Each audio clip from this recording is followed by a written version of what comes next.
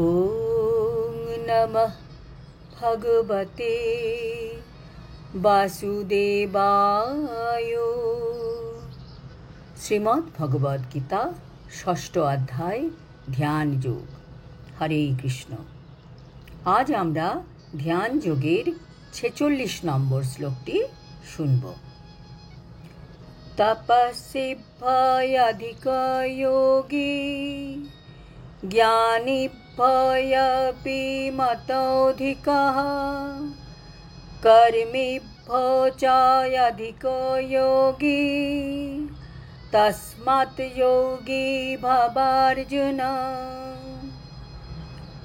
অনুবাদ: যোগী তপস্বীদের চেয়ে শ্রেষ্ঠ, জ্ঞানীদের চেয়ে শ্রেষ্ঠ এবং সকাম কর্মীদের চেয়েও শ্রেষ্ঠ। অতএব হে অর্জুন, সর্ব অবস্থাতেই তুমি যোগী হও। তাৎপর্য: এখনো পর্যন্ত ভগবান কৃষ্ণ অষ্টাঙ্গ যোগীর সম্বন্ধে সব কিছু বিস্তারিতভাবে বলেছিলেন। তিনি বললেন, একজন অষ্টাঙ্গ যোগী কীভাবে যোগ করেন, সেই যোগ কত কঠিন, কত সময় লাগে, এমনকি কেউ যদি যোগ করতে করতে যোগভ্রষ্ট হন তখন তার কি গতি হয়। এত সব এই অধ্যায়ে বলার পর এখন কৃষ্ণ এই অধ্যায় সমাপ্ত করতে চলেছেন। এবার তিনি বলতে চান যে কে সব থেকে শ্রেষ্ঠ যোগী।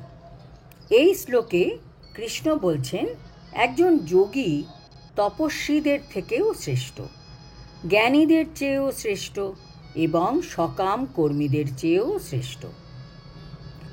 যোগের মানে কি? যোগ মানে হচ্ছে জয়েন করা, যোগ করা। কিসের সাথে কিসের যোগ করা? সুপার সোলের সাথে সোলকে জয়েন করা, পরম তত্ত্বের সঙ্গে চেতনার সংযোগ।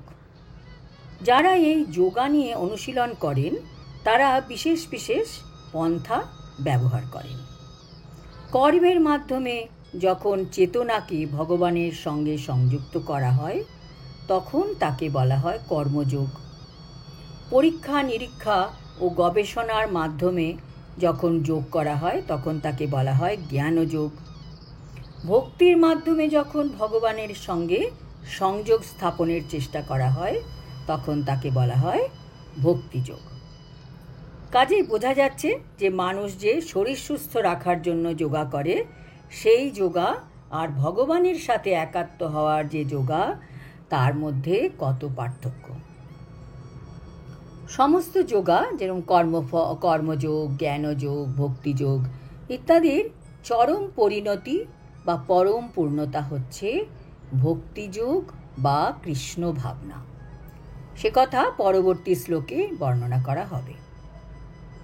এখানে ভগবান যোগের শ্রেষ্ঠত্ব প্রতিপন্ন করেছেন, কিন্তু তিনি কখনোই তাকে ভক্তিযোগের থেকে শ্রেষ্ঠ বলেননি। ভক্তিযোগ হচ্ছে পরম তত্ত্বজ্ঞান এবং তাই তাকে কোনো কিছুই অতিক্রম করতে পারে না। আত্মতত্ত্বজ্ঞান ব্যতীত তপশ্চর্যা নিরর্থক। ভগবানের উপর যদি আমরা নির্ভর বা শরণাগতি না করতে পারি তাহলে এই গবেষণামূলক জ্ঞানযোগও নিরর্থক। আর কৃষ্ণ ভাবনা মনে না রেখে যদি কেউ সকাম কর্মে ব্যস্ত থাকে তবে তাও কেবল সময়ের অপচয় মাত্র।